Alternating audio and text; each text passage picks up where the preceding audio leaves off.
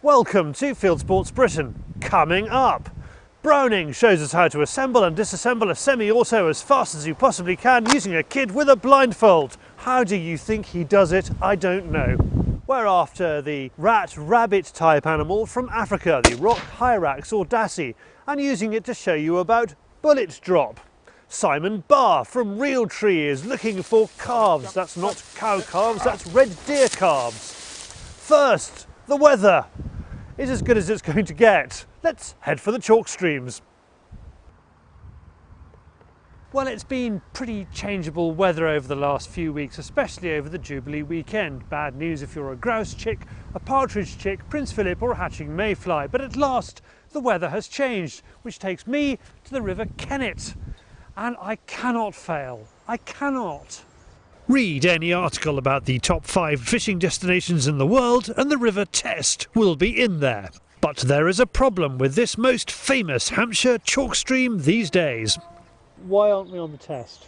I fished the Test for 3 days and the fish were simply just taking under the surface. They weren't taking any mayfly off the top. Is that bad? Very bad, because the whole point about mayfly is that a lot of people fly in here to fish Duffer's Fortnight, as it's called. And the fish will or used to take mayfly off the top. Now they don't take any. On the Test they were taking nothing but mayfly under the surface, which spoiled the day. I mean, people are paying £240 a day to fish for trout that aren't taking what they're putting on the water, which is mayfly. This is said to be Duffer's Fortnight. So why have you brought us here to the Kennet? Because I heard that the Kennet, the trout on the Kennet were taking mayfly off the top, and indeed today, of all days, cloudy, raining, very strange weather, they are taking off the top, and all the people I'm with are having a wonderful day's sport. So they're all taking fish. This is what we're here for? Yes. Yeah, I mean, in other words, you're travelling to become a duffer to enjoy the so-called fortnight. Well, you can't miss. Well, no, I mean, there are one or two people. There's a guy called Charlie Jacoby who fishes with us, who's absolutely useless with a fly, who's actually taken a couple of fish already today. Thank you for that, Clive. Clive is a former editor of Salmon and Trout magazine, where 20 years ago I worked as his deputy editor. Even one of the men most closely identified with the Test said it has problems when we interviewed him last year. Sewage works now empties into the River Test, everything that goes into it, and they're still building. That's what annoys me. Where the hell do they think they're going to get the water from? Sensibly, Clive and I are not fishing the River Test today. We are on one of the many other, and many believe, these days better chalk streams in the south of England. We are on the Barton Court stretch of the River Kennet at Kintbury in Berkshire. The chalky downlands of the south of England offer rivers such as the Itchen, Avon, Meon and of course Kennet. Almost all of them held to be lesser rivers than the Test, but with the Test in such poor condition, they are all vying to take the top slot. And the fish are doing their best to help. Just a minute. Rewind. It's not often you get BBC Natural History Unit class filming on Fieldsports Channel. Let's just watch that fish again in slow motion. Thank you. This programme is out every week. Now, I have had some blank days recently. Does my luck change, or indeed my fishing skill improve on this water? I have plenty of those moments where everything is perfect and my fly is perfectly stuck in a tree behind me. But at last, it comes right. Clive has, of course, filled his boots and his bag. Now, let's just say I'm an American and all I've ever heard of is a River Test. Enjoy your sausage roll, but tell me, what should I be doing? Should I be going for the River Test or for something else? The Test is a magnificent river, but it does not deliver the goods. This is a bit of a scratch and catch river. It's a very kind of rural, agricultural place to fish, but the fish do behave and they do take the fly, and the water's very manageable. You don't need to cast 100 yards. You can actually pinpoint cast and sight cast the fish, and that's really what fly fishing should be about. For fishing where you can easily see the fish and where the fly life grows in abundance, you need chalk. Most people think that all the chalk in England is in the south of the country. Wrong. So I've come to a rather different chalk stream location. Look, chalk. Let's meet the owner. Well, it's the most northerly chalk stream in the UK. It's been only available for the last 10 years on a day ticket basis, and before then there was, I suppose, very few people who had the privilege to fish it. Is this the same kind of fishing as I get in Hampshire? Absolutely, yeah, just as good, but for a bit less money. Do you have a mayfly hatch? Do you have a duffer's We don't have a mayfly hatch. I suppose the equivalent for us is anywhere from the middle to end of April to early on in May, and into May you'll get the hawthorns hatching off, which are the I suppose that's the prime time to visit here when you've got them hatching off, but it does tend to fish quite well throughout the year. I am on the Driffield West Beck with Peter Carr, editor of Sporting Rifle magazine and convert to the art of fly fishing. As a Yorkshireman, Pete appreciates that the fishing here is half the price of the same fishing in the south of England. Like the chalk streams of the south of England, the good fishing here does not come entirely by geological accident. Over the years we've done various projects on varying scales, the major one being just downstream where we were earlier at the ford, where we've nipped the river in to obviously increase the flow and really give it that feel of a chalk stream and clear the bottom of the river out. We dropped around 50-60 tonnes of gravel in there to encourage more fish to spawn and hopefully increase the head of wild fish that we've got. Pete's a Yorkshireman, so you would expect him to say nice things about Yorkshire. Actually, you would expect him to say nice things about only Yorkshire. What does he think of this river? You know, fantastic sport, brilliant place to go, and it's not as expensive as it is down south. Just so everybody knows, this is the trout that Pete caught. And Pete, you're not just an expert fly fisherman. You're also, using the term very loosely. You're also the host on the shooting show. The shooting show, as it sounds, is for shotgun shooters, sporting rifle shooters, whether that's rimfire, air rifle, full bore, big game hunters. It's a show that comes out every week on Monday, UK time 7:30. Do log on. If you would like to know more about fishing on a mile of double-bank chalk stream in Yorkshire at Mulberry Wyn, visit www.mulberrywyn.com. There is lots of great fishing available at www.rodsonrivers.com. And you can take a rod on the Kennet at Barton Court via www.fishingbreaks.co.uk.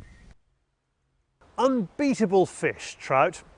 Well, from one slippery customer to another, it's David on the Fieldsports channel News Stump.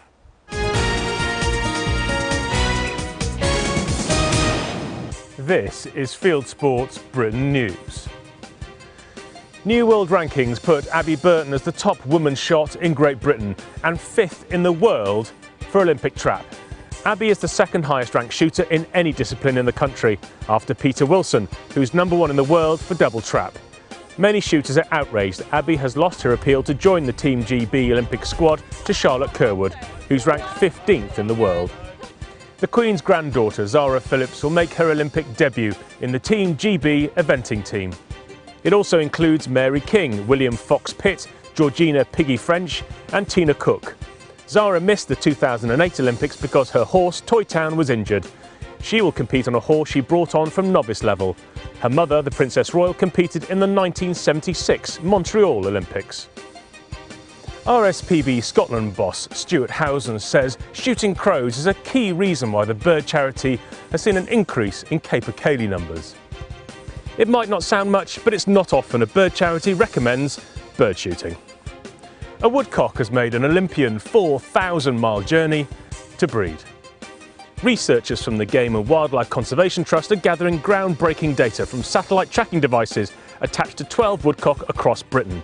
Monkey, a bird satellite tagged on the Lizard Peninsula in Cornwall in February, has astonished the boffins by making it to a breeding ground in central Russia. And finally, the daughter of an Essex gamekeeper has found a novel way of celebrating the end of the UK government's pasty tax. 22-year-old Jess Noy is making pasties using grey squirrels.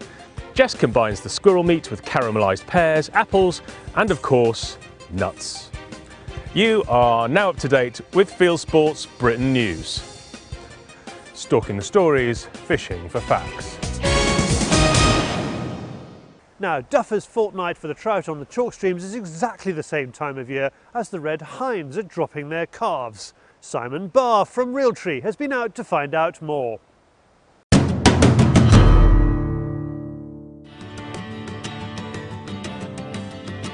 We're always trying to tell the world that hunting and conservation go hand in hand.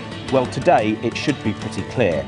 Over 30 volunteers are gathered in the grounds of the Euston Estate, Suffolk, for a day out with a difference. Coordinating this bunch of stalkers, walkers and wildlife enthusiasts is deer manager Chris Rogers. He wants to learn more about his red deer population, so he's established this annual event where everybody grabs a Hessian sack and heads off into the woods. For those of you that haven't been before, which hopefully isn't too many, you should have a sheet of Hessian. We're going to walk through the wood in hopefully a relatively straight line. We're basically looking for your stereotypical Bambi type baby deer, okay?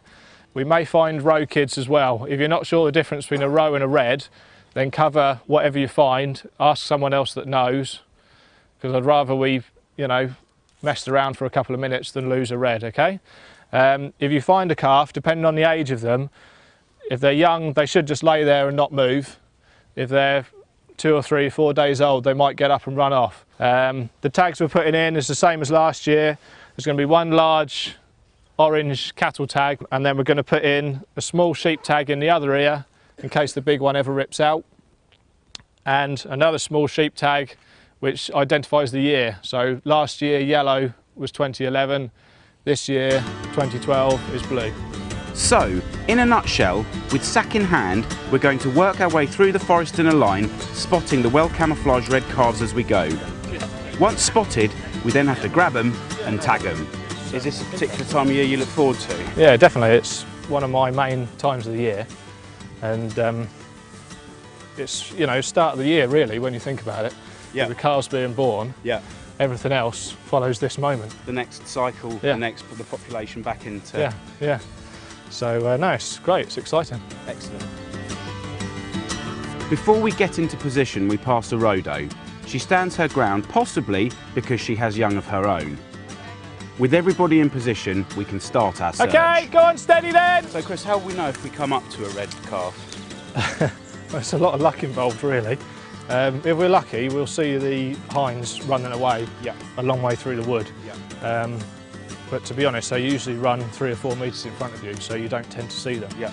So there we go, got one. Let's go. Hold on, guys! Right. It's our first of the day. It's now over to Chris to be as efficient and as calm as possible so we can get the young male tagged and on its way. Right. Yeah.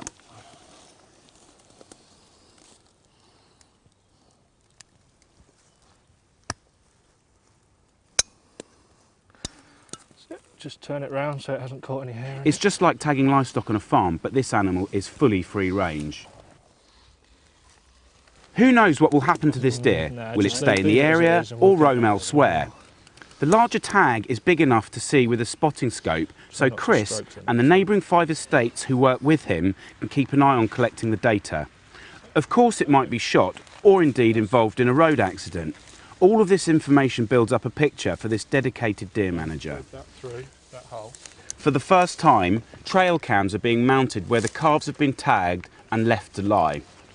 Chris wants to establish what time the mothers come back and see what intervals are involved. So we've got a motion camera here, and what we're going to do is if we find a calf, we're going to set it up on a tree nearby and try and get some pictures of the mother coming back to it later on in the day. Just to show that there's little disturbance and the mother comes back to pick the calf up again. Yeah, and we've never done this before, so it'll be interesting to see how the mother reacts to it. And the time and so on, whether it's at night or how quickly. That's fascinating. Excellent. At best, we're hoping to add 2 or 3 calves to Chris's database, so the chances of me unleashing the sack are slim. But then, opportunity knocks, and it's just me and the calf, and the horrible feeling that I'm either going to miss it or somehow maim this fragile-looking creature with a fumbling tackle. With great relief, I have my female red deer under control. Chris does his thing, and I'm a happy man. What a fantastic experience. That was absolutely amazing. Get that close to such a wonderful creature. Yeah, well done. Thank you very Good. much. Excellent. Let's keep going. Try and find another one. We continue ploughing through the woodland. Sometimes we spot deer or find souvenirs on the ground. I was lucky enough to find a complete set last year, which are now in pride of place at my home. About 4 kilos. You reckon 4 kilos, 4.5? Probably not that heavy. 3 kilos, something like that. Put it on the scales later, if Josh lets you have it. Lets me have it. Good luck with that. It's got a few walking sticks in there. Be on the fireplace, right? That's beautiful. How many points is it? Wow. Yeah, very much so. The last deer of the morning is very fresh and still damp. Chris tells the volunteers to remove the sacking. He doesn't want to interfere with calves that young. So they found a freshly born red deer calf. Yeah.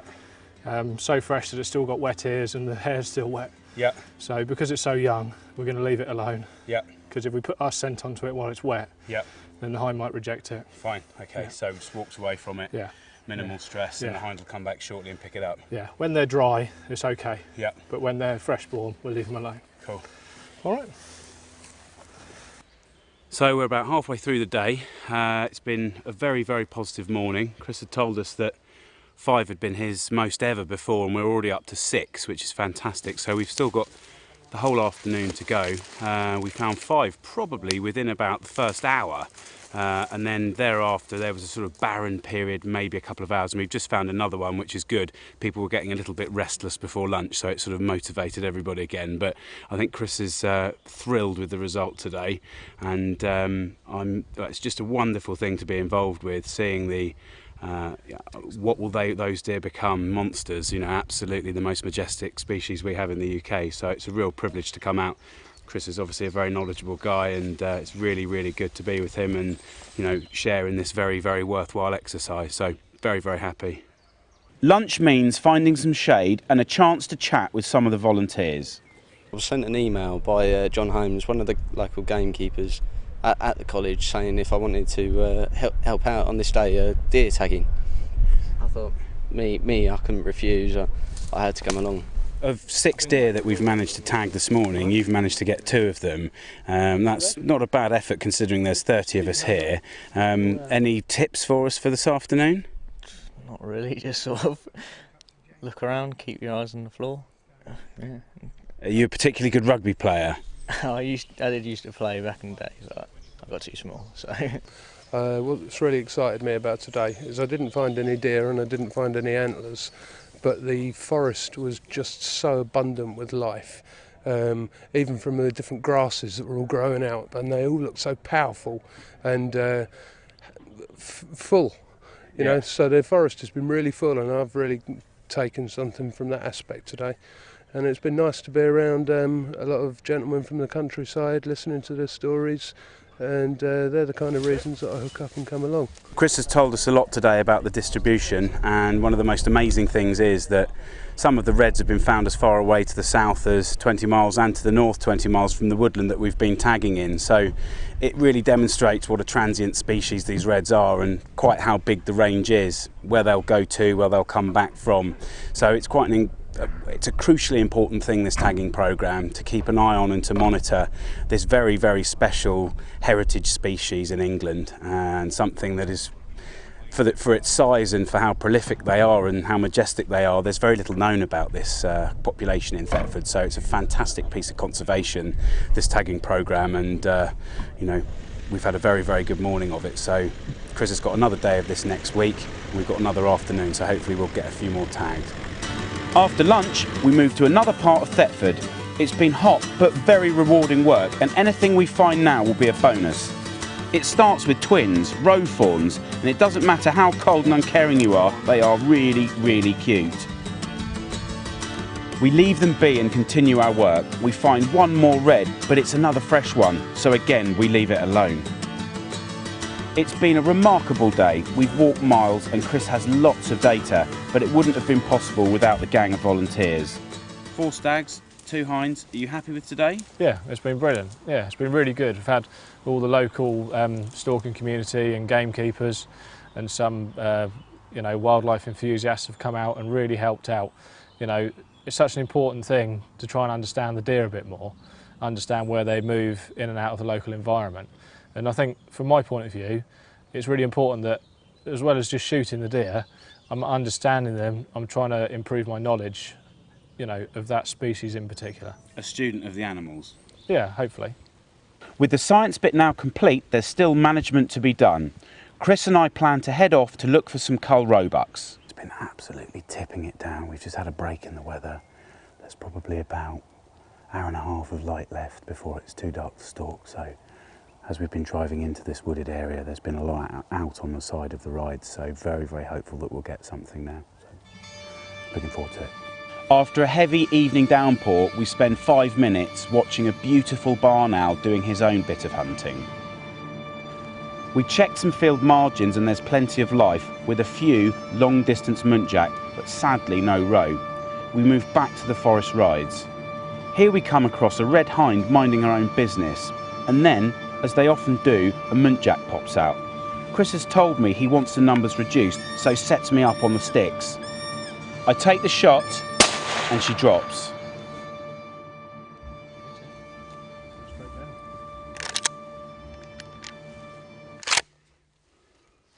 We're out for cull roebucks, but as Chris was saying earlier, as and when muntjac opportunities present themselves, you've got to take them.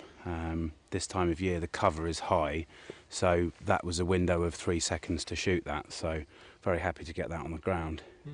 It's good. We just shoot muntjac whenever we see them, really. Yeah. She's heavily pregnant. Yeah. So that's good, because we haven't left one, you know, out and orphaned. Leaving sentimentality aside, that's potentially 2 out of the population rather than just the one. So, yeah, definitely. And as you say, not leaving dependents that are, with her lactating, everything's dead there. So, good management job. Happy, yeah, very happy. Good shots, pleased. We leave the muntjac on the side of the ride for safekeeping and continue to look for the cull bucks. Chris has been watching a pair close to where we started, so we have to hurry before we lose the light. The field looks quiet, but then up pop our bucks, which then head off. Vegetation's grown up pretty high now, and it was only when I think some of our scent blew across the field towards them that they both put their heads up. I think they were lying down. Might have been because it rained earlier, but I just looked across and saw some antlers, and then saw another pair of antlers, and by that stage they'd already engaged us, eyeballing us, and it was only another few seconds until they were gone. They were outside of shootable distance when they saw us, so that's deer stalking. It's been a very satisfying ending to the day, and just to prove that hind and calf do reunite, here's a couple of shots from the trail cams. The image was taken 12 hours after the tagging, and you can just make the deer out through the trees. It's been a brilliant end to the day. We've had 6 calves tagged and 1 deer in the larder, so extremely happy. I'm tired and I'm looking forward to going home now. Well, I've been after bucks in Suffolk. Ian has been after them in Hungary. To watch this film, click on the angry buck. From rifles to shotguns, and how fast can you take down and reassemble a semi-auto? Well, we put a kid in a blindfold to show how easy it is. Ask an Englishman to strip down his semi-auto and you risk having your ears boxed. But what nonsense! That's why Mr. Andy Norris from Browning Shotguns will show how easy it is to take apart and put together one of his own Maxus shotguns. We've brought along young Will. After a quick tutorial, this plucky teenager is motivated to dismantle and remantle this Maxus in fewer than 3 minutes. How does Mr. Norris incentivise the child? Hey presto, he gets 250 shells and a soft drink, free, gratis and for nothing if he can do it. And he's blindfolded. Watch him go! That was blooming impressive. How many minutes? I make that 3. The first time you've ever come across this firearm, to take it apart, to learn to take it apart blindfolded and reassemble. I think that's quite an achievement. There's people who've been shooting these sort of guns for 20 years, still couldn't do that with their own gun. Yeah. So the prize is yours, young fella. Thanks. What a clever chap. Or should it be clever Browning? Visit browning.eu. Now we're off to Africa to learn a bit about bullet drop.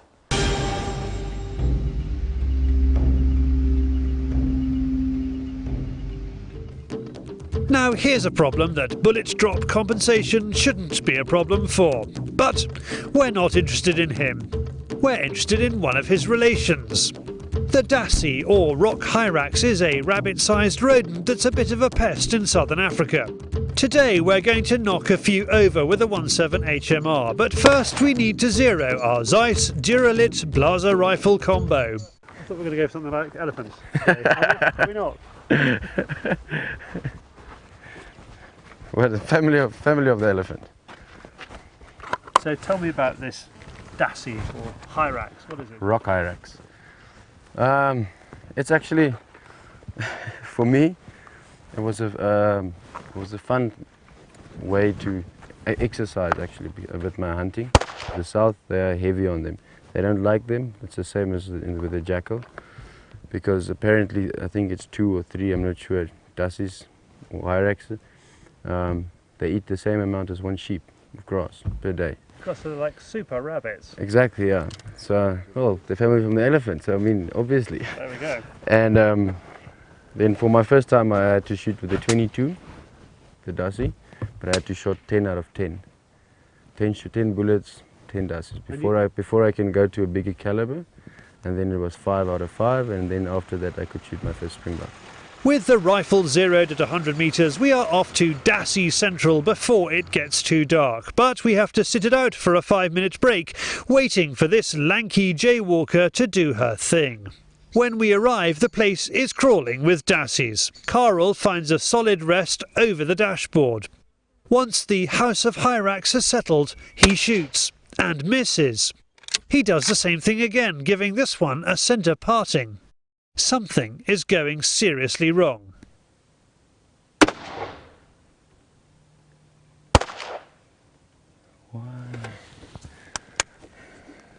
He goes to investigate the shot. Carl is amazed that he is missing and thinks that it's because he's zeroed in at 100 and he's shooting out to just half that distance and at an angle. Then he makes a big mistake. He fiddles with the knob on the scope. Yeah, it was shooting a bit high because the distance is much shorter. The shooting range is 100 meters, and here we're also shooting upwards. So you're re-zeroing to 50? Yeah, I'm just letting it drop a few, like an inch or 2, because it's just this high. I can see where the bullet hit, yeah, and then I can remember where it was sitting. So I tried it. And this is what happens when you fiddle. Another miss. This exercise brings into the frame the vexed question of holdover and bullet drop. To set the record straight, we need to wheel out the young pretender and wheel in the experts. Darren Hull from Blaser and Stefan Buring from Zeiss have spent the day explaining the dark arts of bullet drop. They're here to ensure shooters no longer have to lose sleep when their target has the cheek to be anything but precisely 100 metres away. Carl reckoned, and whether he was right or he was wrong, that there may have been a bullet drop problem with those dassies. Can you explain what bullet drop is?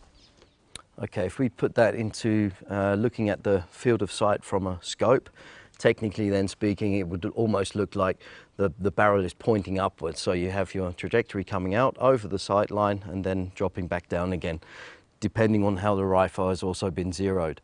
For example, if the rifle's been zeroed at 100 meters, then the rise will just come up to the side of line and drop back down again. If we zero in at +4 at 100 meters, then we have at 100 meters 4 centimeters high, which means I cross twice over the line of the scope. The ingenious solution to bullet drop is now a couple of clicks away, thanks to Zeiss's ASV system. You sight it in on 100 meters with the ammunition you use here, like a 300 Winchester Magnum or 338 Blaser, whatever, 3006. Then you go to the computer. There we have all the ammunitions, and you can enter the ammunition, you can enter the bullet, and then you can see exactly which ring fits to your bullet drop. So you can then open this here, you change the ring to exactly to the ring you need, put this on 0 here, and then you're ready to go. So when you shoot afterwards on 200 meters, you just lift the ring, move it to the indicator which says 200 meter, and then you're ready to go. You always can shoot dead on. When you move to 300 meters, you can just shoot 300 meters. So you're not losing the reference to the 100 meter 0 point. With that in mind, let's take the 17 HMR rifle back out and have another go at those dassies. This time it's Darren and Mark on the trigger, and this time we have a lot more success.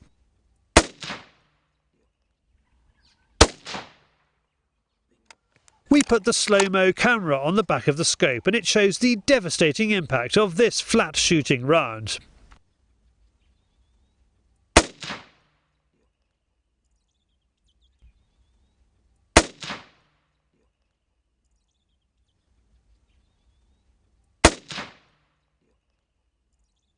Although Carl doesn't like the idea of dassies being on any menu, these little rodents will not be wasted. Mark and Darren collect them up and put them in the back of the Toyota Hilux, or should that be the Toyota Hyrax? They'll be used to feed some hungry orphaned cheetahs back at the lodge. Finally, it's our look at the world of hunting on YouTube. It's Hunting YouTube. Flying pigeons, an antelope with air guns, carp, catfish, speckled trout, duck, squirrel, rats with night vision, and kids, eh?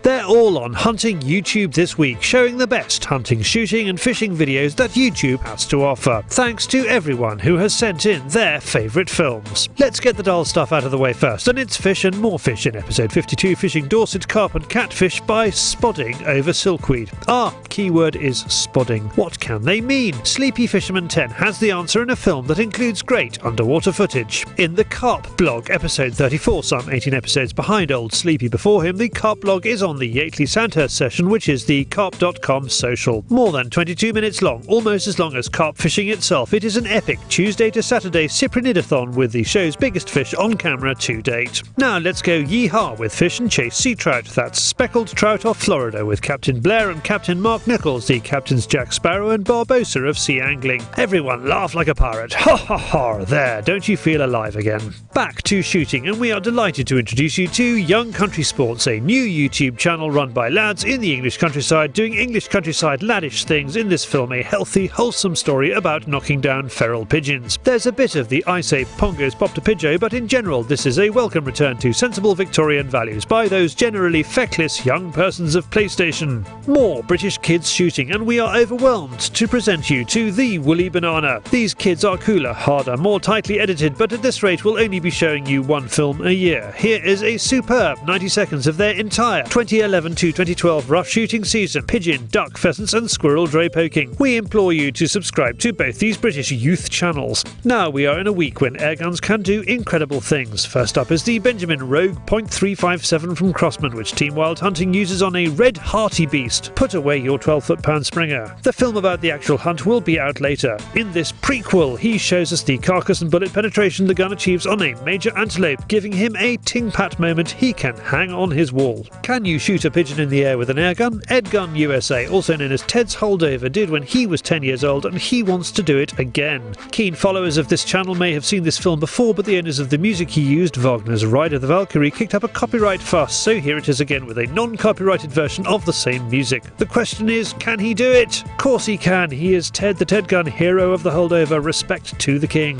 Sniper Cat is a darn good homegrown British shot. Here rat shooting in and out of cattle with a sub 12 foot-pound airgun, and this may be the last Sniper Cat rat shooting video for a while, as the cows have gone out to the fields, so make the most of it.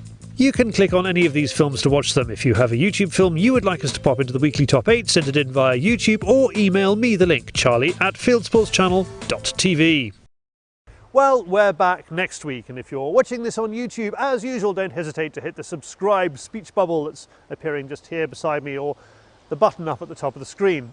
Or you can go to our show page, www.youtube.com/show/Fieldsports Britain. Or why not try our website, fieldsportschannel.tv, where you can click to like us on Facebook, follow us on Twitter, you can buy a DVD or two in time for Father's Day, or scroll down to the bottom of the screen where you'll find the constant contact box. If you put your email address into that, we will contact you every week with news of our programme. This has been Fieldsports Britain, the best hunting, shooting and fishing.